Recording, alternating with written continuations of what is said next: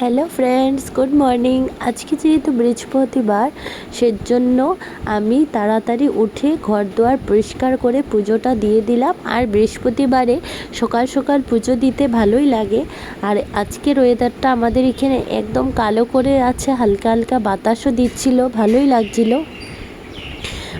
এখানে কিছুক্ষণ দাঁড়িয়ে ভাবলাম যাই রান্নাটা করে নিই। আর আমাদের পাশে দেখুন একদম জঙ্গল হয়ে গেছে জায়গাটাতে। আর এদিকে মরিচ গাছটা আমি লাগিয়েছিলাম এতদিন পর, যাই হোক একটা মরিচ হয়েছে, সেজন্য ছিললাম না, দেখতে খুব ভালো লাগছিল।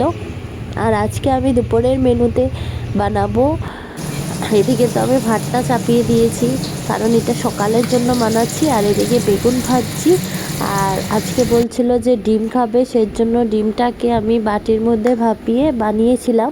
রেসিপিটা আপনাদের সাথে শেয়ার করলাম না। আর এদিকে পনির বানিয়েছি, আর ডিমটা যে ভাপিয়ে রেখেছিলাম সেটা চচ্চড়ি বানিয়েছি আর লতি। ভিডিওটি ভালো লাগলে অবশ্যই কমেন্ট করে জানাবেন।